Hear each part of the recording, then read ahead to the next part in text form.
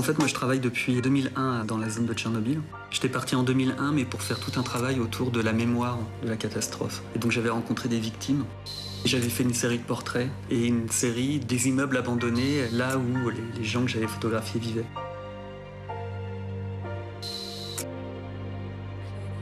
C'est un lieu qui me fait peur, en fait. Tchernobyl, ça restera toujours un lieu qui me fait peur.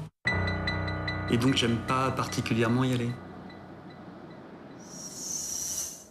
Piotr, c'est ce qu'on appelle un stalker. C'est le localier qui va dans la zone clandestinement pour ramasser 3 bouts de métaux, qui va les revendre et qui va pouvoir s'acheter à manger.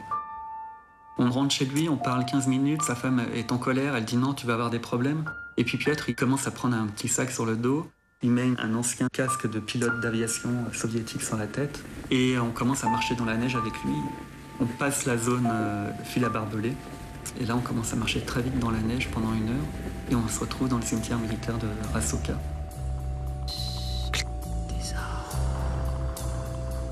Il nous explique comment, tous les jours, toutes les semaines, il va prendre le métal. On se cache un peu parce qu'on voit les miliciens au loin. Et ensuite, on repart. La nuit tombe. Il faut aller vite parce que le problème, c'est qu'on peut être pourchassé par des miliciens.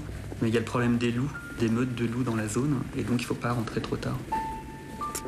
Là, c'est le métal qu'il a récolté. Il nous dit que ça, c'est des petits bouts, mais que en fait, ça coûte cher.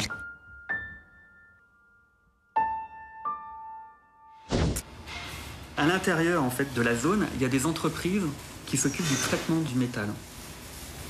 Leur objectif, c'est de stocker les métaux et de les décontaminer. Elles emploient des structures qui vont s'occuper de découper le métal, etc. Puisqu'en fait, il est interdit, quoi qu'il arrive, de sortir ces métaux de la zone interdite. Donc en fait, ces métaux devraient être enfouis et basta. Et c'est pas le cas. On nous dit qu'il y a un cimetière qu'on n'a pas pu voir où on enterre les engins. On a fait des demandes officielles, on n'a jamais eu accès à ces lieux. Quand on parle aux trafiquants, les trafiquants disent que en fait, les engins qui ont été enterrés ont été déterrés.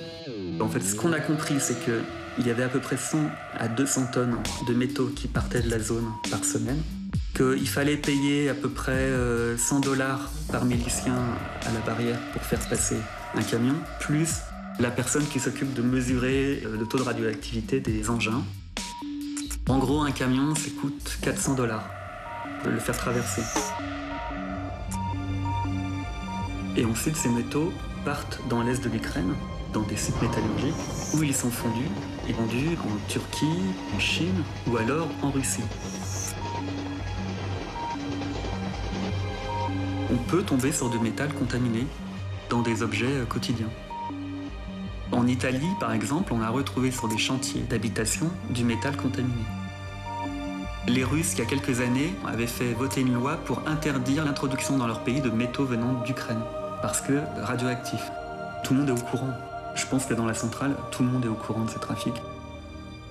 Mais même si nous, les journalistes, on arrive à rentrer simplement dans un café, à parler à 3 personnes et à remonter la filière, ça veut dire que tout le monde peut être au courant.